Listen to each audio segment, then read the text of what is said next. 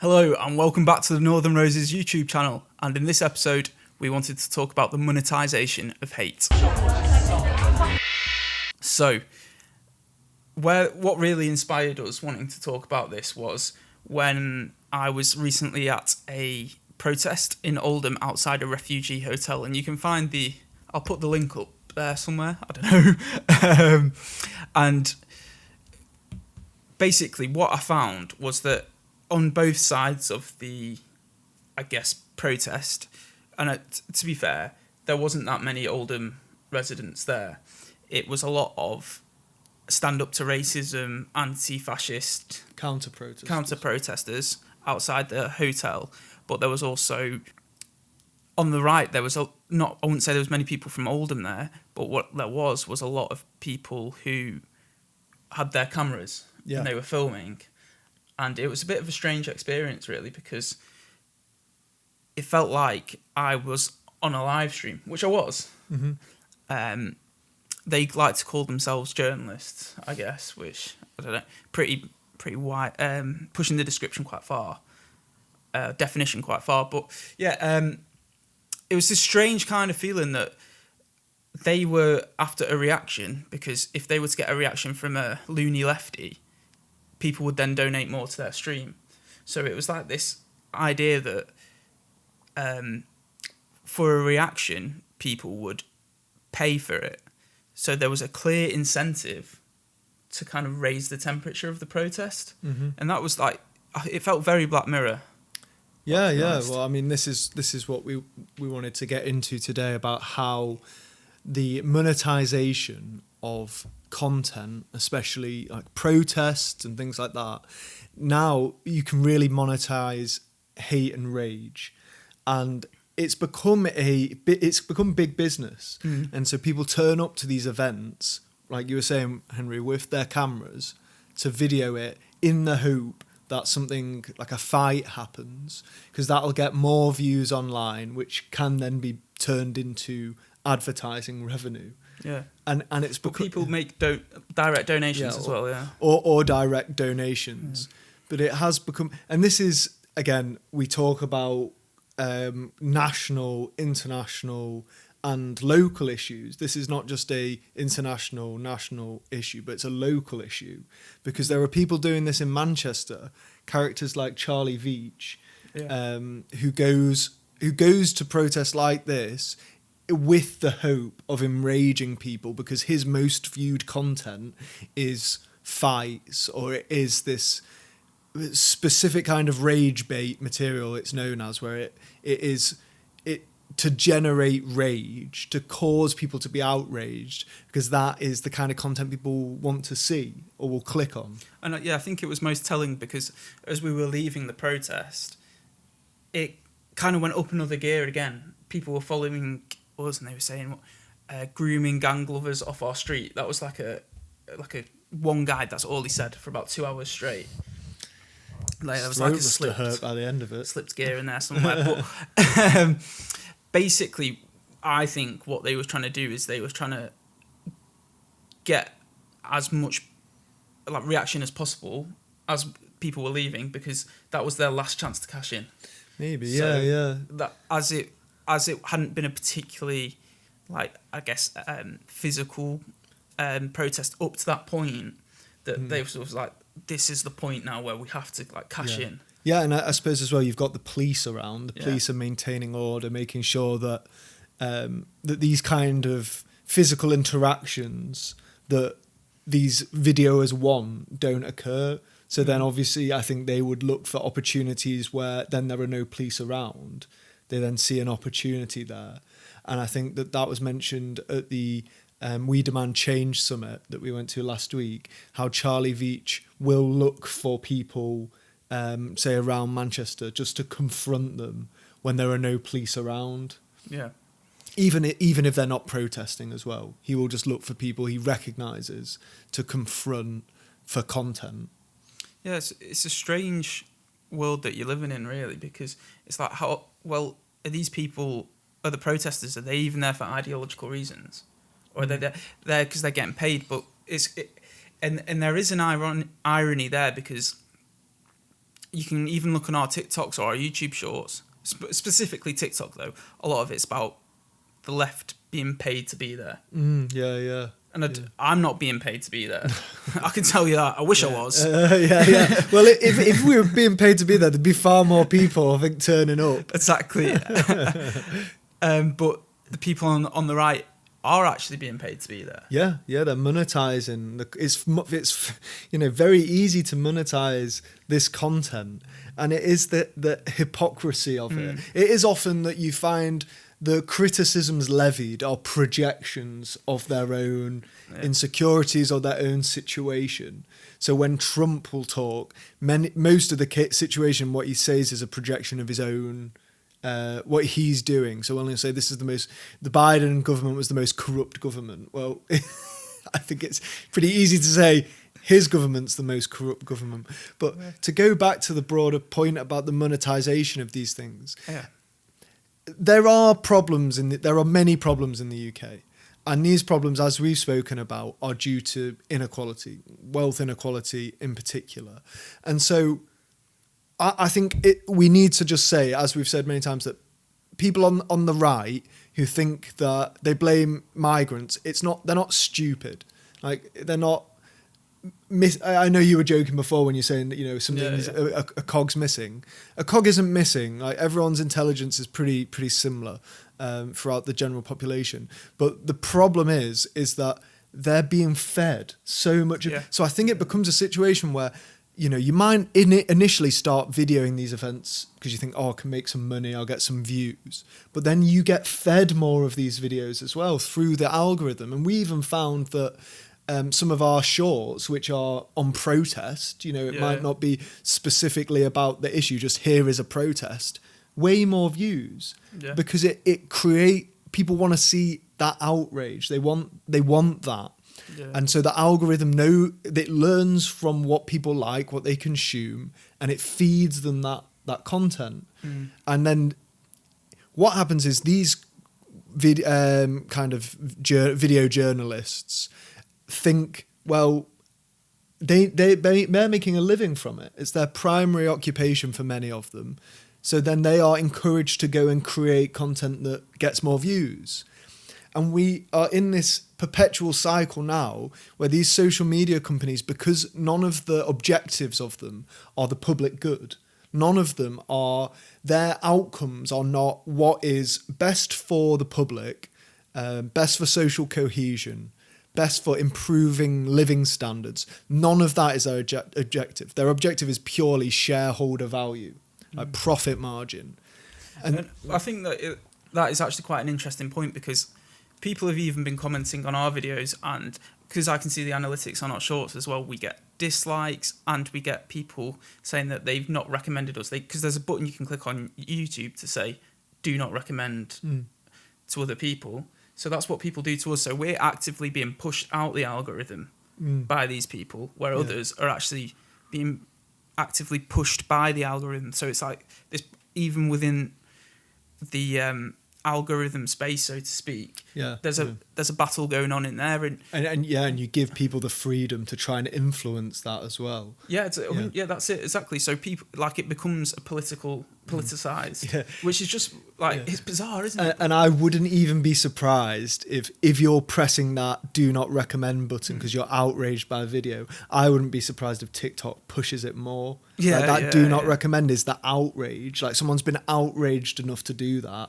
That then encourages the algorithm to push more of it out. And this is the thing, is when these social media companies have no regulation, there's no incentive about our public good, about the outcomes for us. They will do things that make the most money, make the most profit, throw away whatever consequences there are. Why do none of these tech CEOs or higher-ups let their kids use social media or use mobile devices? It's because they know the harmful costs that are associated with them. So what happens, basically, we live in a world now where hateful content is the most monetizable. And so then more creators are incentivized to create it because they realize that's how you make more money.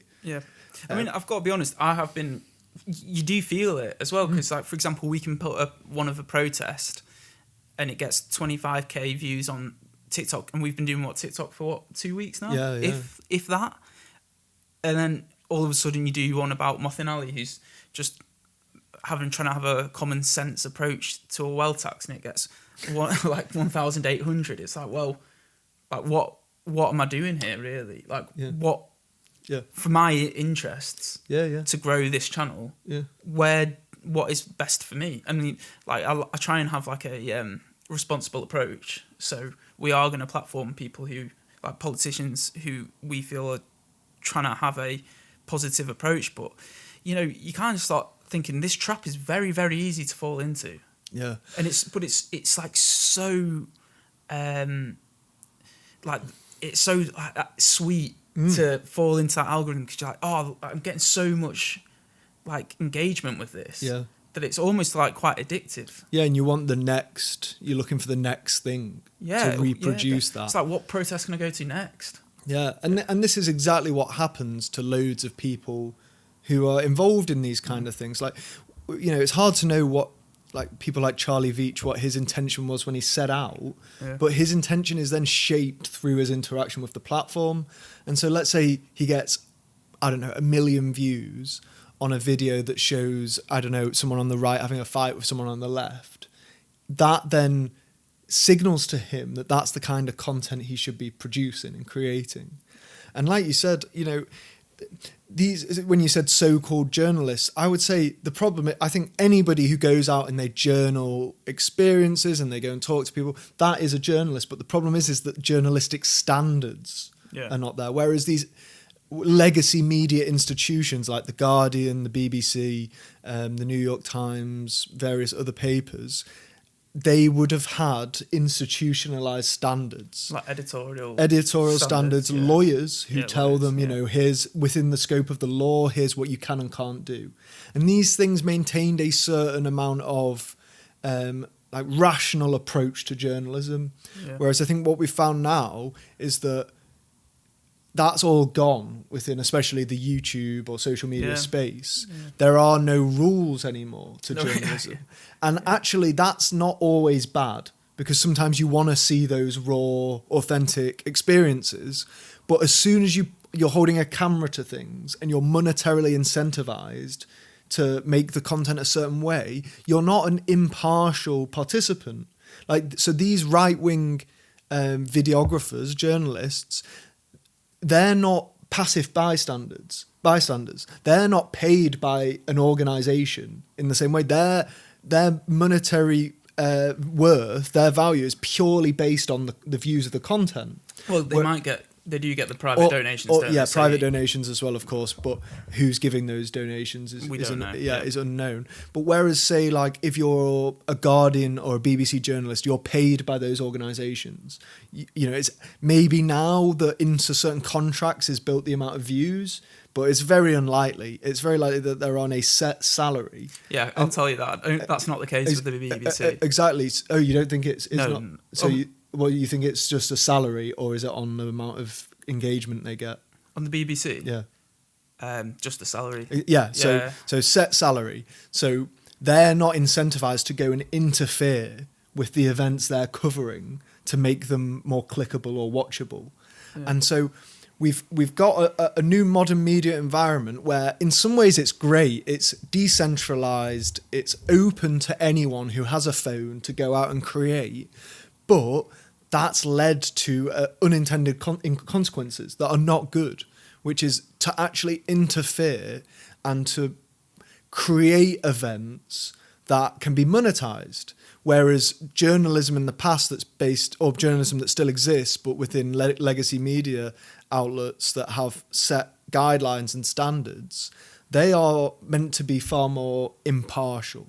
And of course, impartiality does not exist, but standards and legal frameworks try to ensure as much as possible that we can avoid what happens today, which is people turning up to protests with no other intention than creating huge outrage and hostility that they can then create content from. And this leads to another problem, which is nowadays, I don't know what, I mean, it's hard to say what it was like in the past, but at protests and things like that, the notion of having a conversation, like actual conversation and understanding one another's point of view seems to have died. It doesn't seem to exist in the same way that we would hope it would. Yeah, because it's funny that you should bring that up, because as I was leaving, they were giving it the big uns, trying to get any kind of reaction. And they're like, would you speak to me? Would you speak to me? So there's one guy in particular, I said, yeah, I'll speak to you. And he was like, so he looked at his camera and he was like, oh, I finally got a loony lefty to speak to me. So I was like, whatever. Like, I've said I'll speak to you now, so I'll speak to you. And he was like, why are you here? And I went, well, I'm here because I don't believe that refugees are the root of our problems. I mean, I think I can speak for everyone in the country, really, when I say people don't want other people coming over on rubber dinghies. No. Like, everyone in this country will tell you that is a problem. But the point is like, how do we deal with the problem?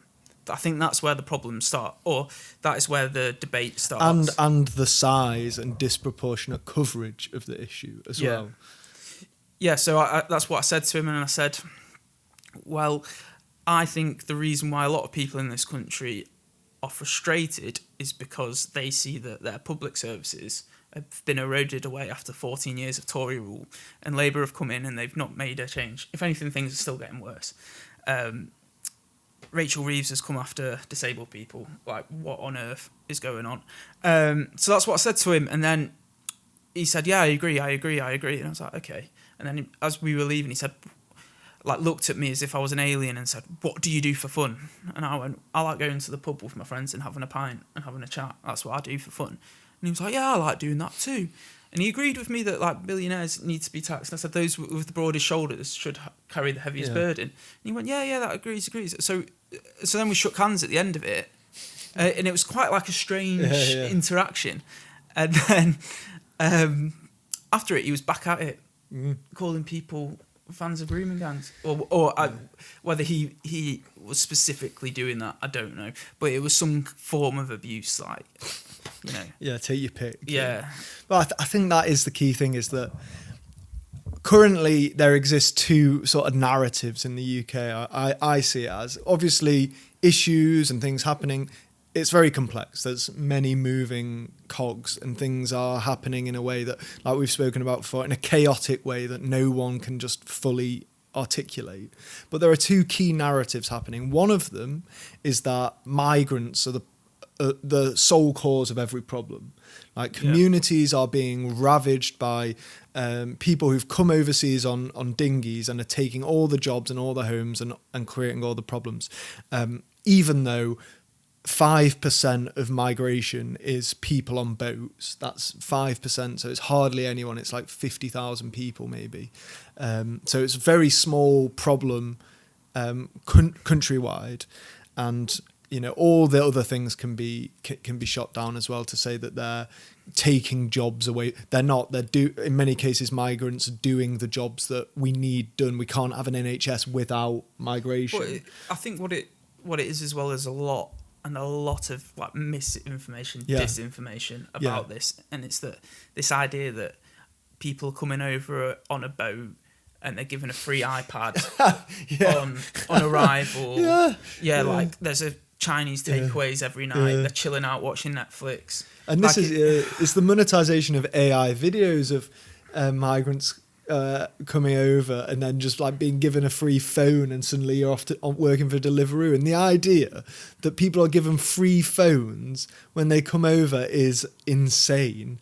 Like, nobody's giving free stuff away except for charities who are trying to help people in very precarious positions. But the government aren't going over there going, here's free phones and iPads.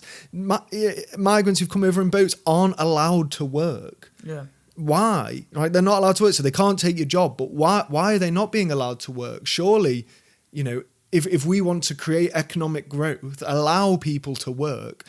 But anyway, like, the discussion about migration, there's loads of stuff on it, and that's one narrative. The other narrative is that wealth distribution in this country has become so unmanageable that we basically live in a country that caters for the ultra wealthy now. We live in a country where there are so few resources to go to the majority of us that we are competing for not enough resources. So Boris Johnson, the levelling up campaign, levelling up, was basically your city bids for the small amount of resources there are, pit cities against each other, and then say, whoever's got the best bid gets it, and screw everyone else. Whereas, let's say we taxed ultra wealthy people with billions of pounds of untaxed assets. Some pay less tax than your normal working class person because they hide it in offshore trusts or wherever else that they hide their assets. You manage to tax some of that, and you can redistribute better. You can say all cities get a fair share of the pie which they can spend on public services, education, healthcare, all of these things that communities need to thrive. And the idea that, the high street is being taken over by migrants is just not true. Like, your high street is dying because it's cheaper to buy things off Amazon, and Amazon pay almost no tax in the UK. So they pay no tax. So they sell their goods for really cheap. They use all of our public services, and then no wonder the high street goes out of business. Whereas, let's say you could tax these companies, their fair share. You tax the ultra wealthy. You can subsidise the high street. Suddenly, your shops can survive. You can have thriving communities where people feel they are part of that. And this idea that we can just fix everything by closing everything, like closing youth clubs or closing hospitals or schools and reducing services, and somehow that will increase innovation or push people to go and work harder, is pure insanity. Like, there's a recent story in the news that basically a big Hollywood company or a big production company has decided to create films in the UK over Hollywood, it wasn't over Hollywood, over Atlanta, because the UK has free healthcare, which means they don't have to subsidise workers' healthcare, which costs companies in the US a lot of money. So our free healthcare system is a huge incentive for companies. Companies will not move away. And just to put in there, because if I'm sat there and I'm thinking, well, a company's just coming over here to then use our health system and then leave, is that's what's happening. But the point is that if you do your production here, you will pay into the tax system here. Plus create all those jobs. Yeah.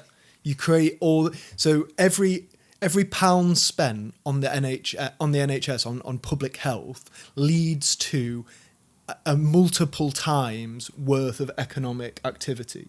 So it's straightforward economics, is that if you fix someone's health, they become a productive member of society through which they generate economic activity. Whereas if you don't fix people's healthcare, if you don't fix people when they're ill or when they're unwell or when they're injured, what happens is they become an unproductive person. They cannot work anymore.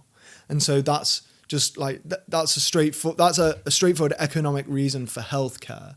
And in the US or across the world, companies recognise that's why so many so-called first world or advanced economies will invest in welfare healthcare systems. And so this idea that people will just leave the UK if you improve all the infrastructure and public services is crazy. Because let's say, for instance, you're a very wealthy person, you could go to say Lagos or Rio, where there are slums next to high-rise skyscrapers. You might not be taxed, but do you want to live next to a slum? Well, it's not safe, isn't it? Is it basically? Because I've been to these places. Like, I've spent time in Medellin and stuff, and the locals there will go from their building, whatever, into a car, and then go into like a swanky bar or whatever, and then back into the car and home. There's no like actual freedom. No, it's a prison in a different way. Because these places, they're not safe. No, especially at night. Yeah, and I mean, like people saying here that it's not safe here, but it is. Like, yeah, in many cases, I mean, obviously, it depends on who you are. I think it's less safe for women than it is for men. Yeah. And so there are differences that make who you are, whether it's safe for you or not.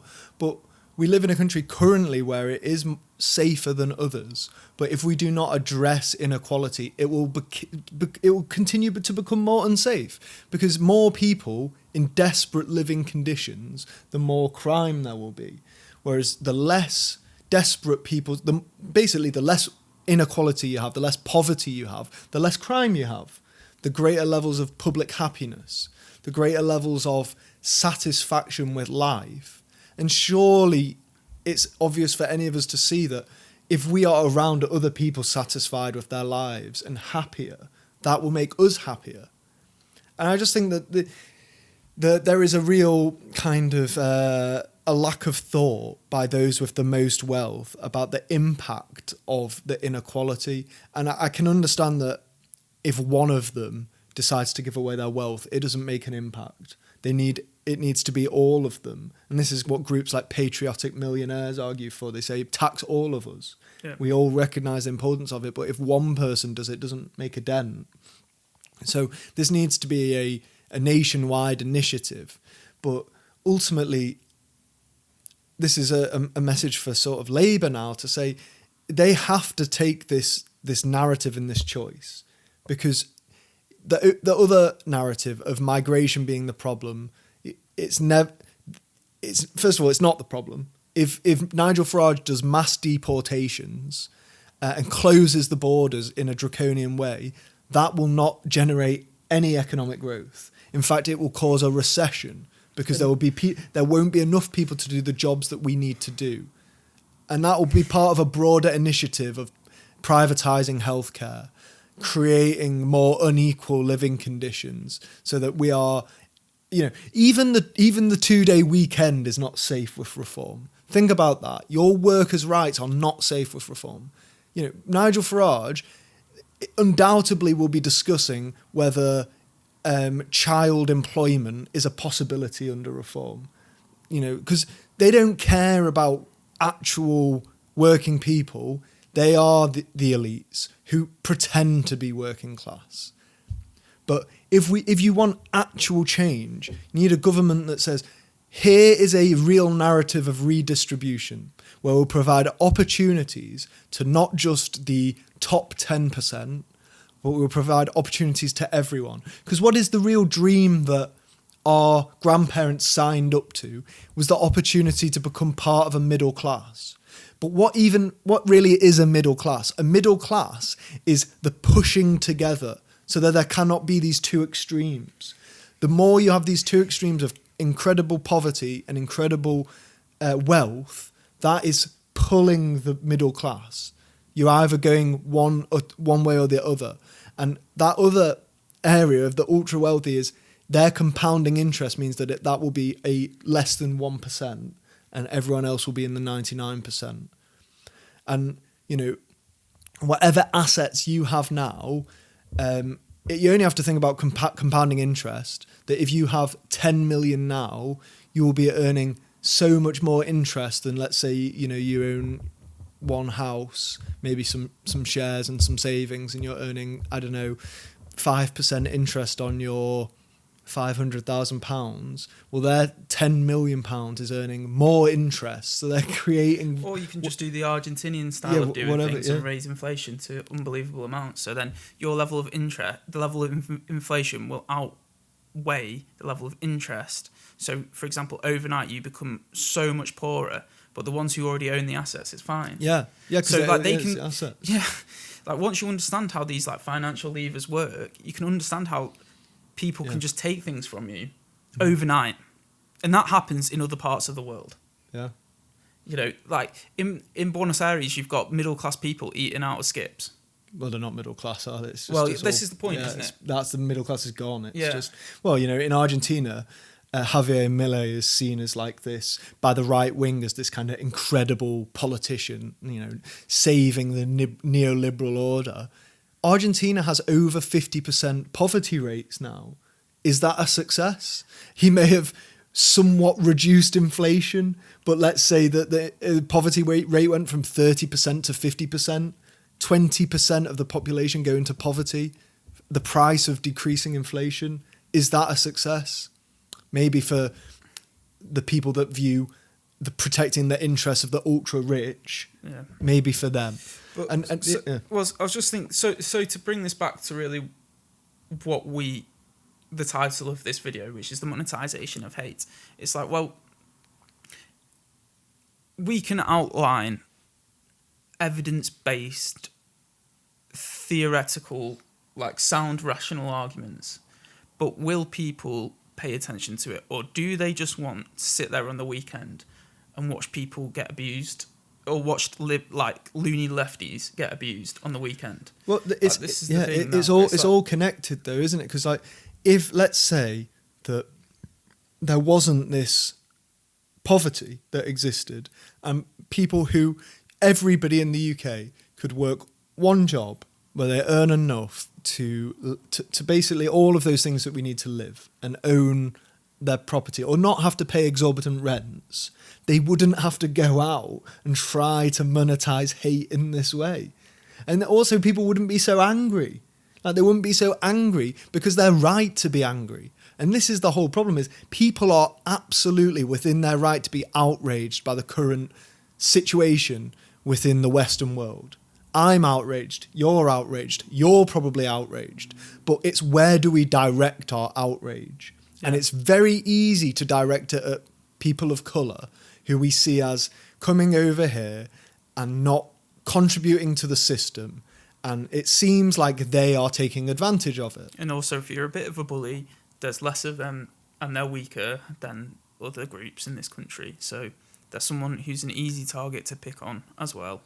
Yeah, and then, well, I don't think that people are really always thinking about it that way. I think it's more the case that, like, they're told it by the media all the time. Like, it's constantly fed into you. Because who owns the media? It's the ultra rich. And so you see, we've been talking about a wealth tax. Wealth tax is all over the news at the minute, or liberal media.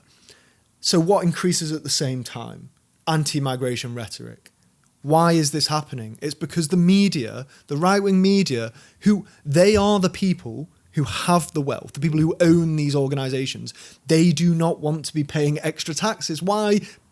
Because I don't even know if it's greed. I don't really know the extent to which, but the difference between 1 billion and 1.1 billion, why do you need that much? Different question. But as soon as a discussion about wealth tax increases, so does the anti-migration rhetoric. And this is why there's these two narratives, and which one wins will be essential to deciding the path in which Britain goes. And the future of this country depends on which vision wins out. And if we want a future where our children and grandchildren are happier, more equal, and able to access services that are essential, wealth distribution needs to be fairer. Whereas if we want our children to live in a world where they are fearful about what they say, fearful about what they do, fearful about whether they will be able to possess any assets or possess a job with security and safety, then that is the anti-migration future. Because Reform do not care about workers' rights. In fact, they hate workers because they own these businesses. You can see so many Reform MPs and councillors and supporters who will say workers are lazy, they should all be back in the office, they don't work hard enough, they all fake mental health illnesses and they all fake problems, whereas they're all fine, back to work. Whereas, and like the mask is off though, isn't it? Because like Nadine Dorries, who's a Tory, and Tories we know are asset owners and have overseen 14 years of austerity. They're joining Reform. Yeah, of course. I mean, so it's like there's this idea that they're trying to represent working people. Yeah, it's like they're not. It's just Yeah, well, Farage dodges taxes through a private company. He gets buys a house in his girlfriend's name, so he doesn't have to pay extra stamp duty. He goes to Jacob Rees-Mogg, the poshest man in the world. Basically, it feels like he's gone in a time machine from Victorian England, and he's forgotten what age he's supposed to be in. He's advising Farage. They play on the idea that they are for workers through their social media, through their image projection. Whereas if you actually look under the surface, it's a piece of shit. It's anti-worker, anti-people of colour, full of hatred, plays on the idea that they're patriotic when really they use the idea of England to divide England. And so if we want a better future, we need to really go, this is this is what it is. It's a shiny car. Like they make themselves look like they are the answer. They're like a supercar, but under the bonnet is an old junker. It's not fair to say that people who are brought into it are thick, because they're not. They don't have the time or the willpower, because being disaffected by politics, why would you, to go into it? But you see somebody who's promising you the future, but really what it is it's a mirage. Nigel Mirage it's a false projection.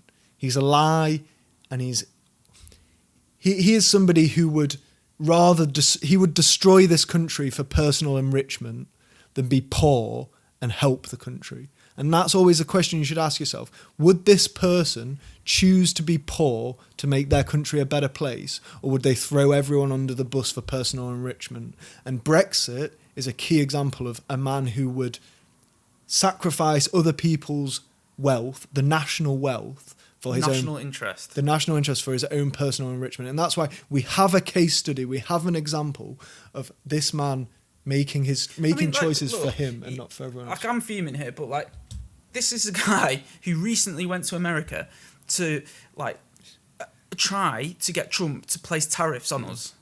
Traitor. Yeah. I mean I go to these protests and I get called a traitor. But look, I'm not trying to make anyone poorer. I promise you that. Yeah. But this is a guy that, I can't. Yeah, I think I'm struggling to put it into words, but I think there's this idea that Farage, he represents the person down at the pub who just wants to have a good life, and I think that's just fuming. Yeah, I think that this is a situation that many people feel, and all we can say is go out and talk to people and just try and say, this is the situation if you can, because the more we speak to each other, the more we talk to each other, the more we engage with the issues that we actually want fixing, and we use our power as a collective, we can actually get things done. The more that we just go, well, they're all the same, they're all corrupt, they're all bad, the more we enable the worst of them. And so that's the thing, is to say, politics and politicians will never be perfect, but some are worse than others. And every day we can work to make it better. And we need to do that together. And although we will never all agree on the issues we need solving, and we'll never agree on what's a priority, we'll never agree on, exactly what we want or what future we want, we can come to some kind of concession, or we can come to a middle ground where we can all discuss these things. But Reform aren't interested in that. They're not interested in what you or I think. They are interested in how can we personally enrich ourselves. And that comes back to the monetization of hatred, which is these parties are doing what these YouTuber journalists are doing, what these TikTokers are doing, which is monetizing hatred. And so really what we have to try and do is figure out where our anger needs to be directed.